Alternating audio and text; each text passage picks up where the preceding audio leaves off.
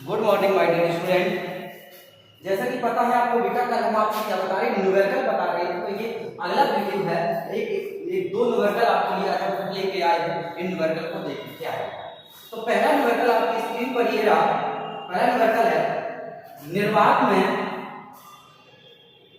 निर्वात में किसी प्रकार की तरंग है। क्या बोला बेटा? निर्वात। तो हमने ये दो शब्द आपको बहुत ध्यान से पढ़ाए होंगे। अगर कहीं निर्वात लिखा हो या वायु लिखा हो, निर्वात या वायु बताया था बेटा। निर्वात या वायु दोनों एक ही चीजें होती हैं, मतलब मान के चलती है, बस अलग होता है। क्योंकि निर्वात का मतलब होता है जहां पर कोई गैस ना हो, और वायु का मतलब क्या होता है? जहां पर हवा हो, कोई गैस हो। ठीक है, लेकिन यहाँ पर हम एक मान के चलते हैं, मतलब निर्वात या वायु के लिए प्रकाश की चाल या तरंग है एक ही मान। ठीक है, यहाँ आया वैसे अलग होता है। निर्वात में किसी प्रकार की तरंग है 4800 एंगस्ट्रॉम है। जल में इसकी तरंग है, व्यक्त की गणना कीजिए। जल का अपवर्तन 4/3 है। अब देखो पहला सवाल बना रहे, पहला सवाल क्या है, समझना। तो हमसे जो पहला सवाल दे रहा है बेटा, वो आपका पहला सवाल ये है कि निर्वात में तरंग दर कितनी 4800 एंगस्ट्रॉम है। यानी हम ये कह सकते हैं लैम्डा का मान है वो है 4800। कितना मान है? लैम्डा का जो मान है वो है 4800 एंगस्ट्रॉम। अब मेरी बात समझो ध्यान से बेटा। यदि हम एंगस्ट्रॉम को मीटर में कन्वर्ट करेंगे, तो जो मेरी दूसरी तरंग है आएगी वो भी किस में आएगी? मीटर में आएगी। यदि हम एंगस्ट्रॉम को एंगस्ट्रॉम में ही रहने दें, तो दूसरी जो तरंग लहर आएगी वो हमारी एंगस्ट्रॉम में आएगी। बात समझी? चाहो तो इसे चेंज कर लो, ना चाहो तो एंगस्ट्रॉम नहीं रहने दो, क्योंकि इसका आंसर एंगस्ट्रॉम आ रहा है। सही है। क्यों? क्योंकि यहाँ पर अपवर्तनांक 4/3 दिया है, और आपको पता है बेटा अपवर्तनांक का कोई मात्रक नहीं होता। तो एक तरंग है, दूसरी भी तरंग है, तो दोनों का मात्रक सेम होगा। तो लैम्डा का मान हमें दिया 48, लैम्डा का मान दिया वो हमें 4800 एंगस्ट्रॉम दिया है, और स्मॉल एन का मान जो हमें दिया वो दिया है 4/3। कितना दिया? देखिए लैम्डा का मान हमें कितना दिया? 4800 दिया। लैम्डा का मान हमें 4800 एंगस्ट्रॉम दिया है, लैम्डा का 4800 एंगस्ट्रॉम दिया है। स्मॉल एन का मान हमें कितना दिया बेटा? 4/3 दिया है। दोनों में यदि हम ये बात करें बेटा, संबंध क्या होता है? तो ये फॉर्मूला होता है V बराबर न्यू लैम्डा। ये माध्यम होता है। देखो V होती माध्यम की चाल, V होती आवृत्ति, और लैम्डा इसकी माध्यम यानी लैम्डा है। तो फॉर्मूला होता है V बराबर न्यू लैम्डा।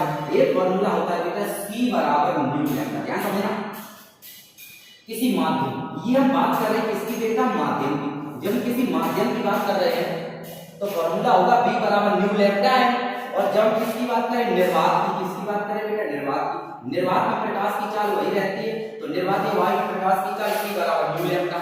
समीकरण 1 से 2 में भाग दे दो तो बन जाएगा C/V से cancel, lambda upon lambda n बन जाएगा। C/V क्या होगा? n का हमने बताया था बेटा, प्रकाश की चाल के माध्यम की चाल क्या होता है? ये चीज बता चुके हैं। तो n बराबर फॉर्मूला होता है लैम्डा/लैम्डा। जहां n आपका अपवर्तनांक होता है, लैम्डा आपकी वायु अंतर्वात में तरंग दैर्घ्य होती है, वायु अंतर्वात में तरंग दैर्घ्य होती है, और जो लैम्डा है वो होती माध्यम में तरंग है। स्मॉल एन की बात कर रहा है, इसका अपवर्तनांक की बात करें तो अपवर्तनांक कितना होता है? यदि हम अपवर्तनांक की बात करें तो कितना होगा? 4/3 होता है। यदि हम अपवर्तनांक की बात करें तो कितना होता है बेटा? 4/3 होता है। यदि अपवर्तनांक की बात करें तो 4/3 होता है, बराबर। लैम्डा की बात करें तो लैम्डा मतलब क्या है? लैम्डा की बात करें तो कितना है बेटा? 4800 एंगस्ट्रॉम है। और लैम्डा n की बात करें तो यहाँ पर हमने लैम्डा n लिख दिया। आगे तो 4/3 था, 4/3 बराबर 4800 लैम्डा। सही है। अगर इसको सॉल्व करें तो मेरा फॉर्मूला बन जाएगा लैम्डा n बराबर 4800 × 3 बटे में कितना है? 4 से अगर सिर्फ काटे 4 × 4 4 दूनी 8, और तो हमारे लैम्डा n जो आएगा बेटा वो आ जाएगा 12 दिया 36 300 सही है। तो हमारा आंसर आ जाएगा बेटा 3600 एंगस्ट्रॉम। बात समझ आई? मेरे कंफ्यूज बच्चे होते हैं कि सर मात्रा चेंज करें या ना करें। देखो इस जगह लैम्डा का जो मान था वो एंगस्ट्रॉम में था। क्या बताया? इस जगह जो लैम्डा का मान था वो एंगस्ट्रॉम में था। सही है। इस जगह जो लैम्डा का मान था वो किस में था? इस जगह लैम्डा का मान एंगस्ट्रॉम में था, और इस जगह लैम्डा का मान एंगस्ट्रॉम में है। क्यों? क्योंकि दोनों मात्रा, अगर हम इस लैम्डा को मीटर में कन्वर्ट कर देते तो लैम्डा m का मान भी मीटर में। क्लियर है? तो पहला आंसर है। दूसरा आंसर देखो, दूसरा प्रश्न आपका ये है, दूसरा क्वेश्चन क्या है देखो, दूसरा क्वेश्चन आपका ये है कि 10 किलोमीटर लंबे किसी ध्रुव स्थल को पार करने में प्रकाश को कितना समय लगेगा। ध्रुव का अपवर्तनांक 4/3 है। दूसरा जो क्वेश्चन है उसका हल क्या होगा देखो बेटा, अपवर्तनांक का मतलब होगा n बराबर 4/3। क्या बताया, जो अपवर्तनांक है n बराबर 4/3, अपवर्तनांक हमारा 4/3 है। अब 10 किलोमीटर लंबे मतलब दूरी होगी एक तरह से दूरी होगी मतलब x मान लो, तो x बराबर देखो 1 किलोमीटर में कितने होते बेटा 1000 मीटर होते, 10 किलोमीटर में कितने हो गए 10, 1 किलोमीटर 1000 मतलब 10,000 मीटर हो गए, 10,000 मीटर। 10 किलोमीटर लंबे किसी ध्रुव स्थल को पार करने में कितना समय लगेगा और ध्रुव का अपवर्तन 4/3 दिया है। अब मुझे पता है बेटा x बराबर x जो दूरी है, x क्या मान लिया है बेटा, यस ना, x जो दूरी है वो हमने कितनी मान ली 10,000 मीटर। क्यों, क्योंकि 10,000 मीटर इसलिए मान ली क्योंकि यहाँ पर 1 किलोमीटर 1000 तो 10 किलोमीटर 10,000 मीटर हो गए। चलो इसके बाद हमने फॉर्मूला बताया था n बराबर c/v रटा है, हमें v चाहिए, माध्यम में प्रकाश की चाल चाहिए v, तो v बराबर क्या बन जाएगा c/m। क्या बनेगा बेटा, v बराबर c/m। c का मान निर्धारित है 3 × 10 की पावर 8 और n जो है n है क्या n की बात करें अपवर्तनांक कितना है 4/3, ये कहां पहुंच जाएगा, अपवर्तनांक हमारा 4/3 है। दोनों का आपस में मल्टीप्लाई कर देंगे तो हमारी चाल आ जाएगी 3 का 9/4, चाल आ जाएगी 9/4 × 10 की पावर 8 मीटर पर सेकंड। सही, तो हमने क्या बताया बेटा, इस जगह जो प्रकाश की चाल होगी, इस जगह जो हमारी प्रकाश की v बराबर, सही, इस जगह जो प्रकाश की चाल v होगी, इस जगह जो आपकी प्रकाश की चाल v बराबर होगी, v बराबर 9/4 × 10 की पावर 8 मीटर पर। सही, इस जगह जो प्रकाश की चाल होगी वो होगी v बराबर 9/4 × 10 की पावर 8 मीटर पर सेकंड। सही, इसके बाद हमसे एक चीज और पूछिए बेटा, अब मुझे चाहिए दूरी, मेरे पास दूरी है, चाल है, तुम समय निकाल सकते हैं, तो क्या लगा दे समय, टाइम चाहिए, तो फॉर्मूला होता है बेटा समय बराबर दूरी/चाल। दूरी की अगर हम बात करें दूरी कितनी है 10, तो समय हमने 3 मान लिया, दूरी हमारी कितनी है 10,000 और हमारी चाल की बात करें तो कितनी हो जाएगी 9 × 10 की पावर 8 और ऊपर 3 कहां पहुंच जाएंगे ऊपर, तो ये हमारा हो जाएगा 3/4 बड़ा ध्यान समझना,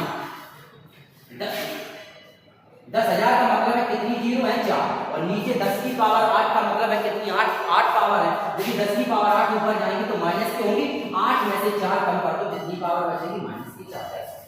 सही है, क्या बताया बेटा, जब ये 8 ऊपर जाएंगे -8 हो जाएंगे, 8 में से 4 जीरो कर दो कितनी बचेगी 4, दोनों का आपस में मल्टीप्लाई कर देंगे तो आंसर आ जाएगा 0.0 आ जाएगा।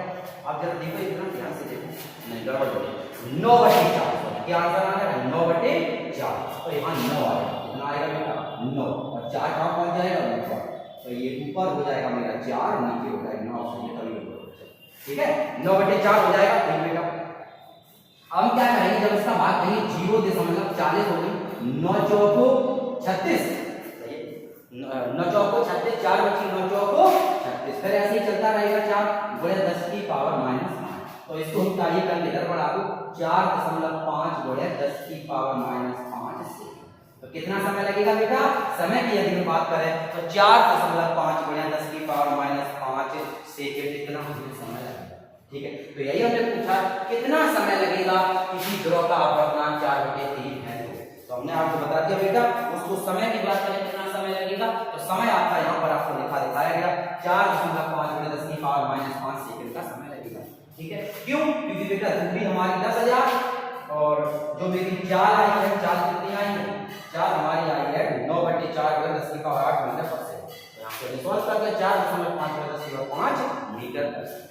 ठीक है, तो यहाँ तक बात क्लियर है बेटा, तो हमने जितने भी आपको 2 न्यूमेरिकल लगाए ये न्यूमेरिकल आपके बिल्कुल क्लियर समझ में आ गया, बिल्कुल मस्त तरीके से समझ में आ गया, एक चीज हमें डिटेल समझा दी है। ठीक है, कल फिर मिलेंगे नई वीडियो के साथ, दूरबीन पढ़ के रखना, कल हम हो सकता है शायद दूरबीन का नया टॉपिक लेके आए, इसलिए कल पढ़ के आना होगी।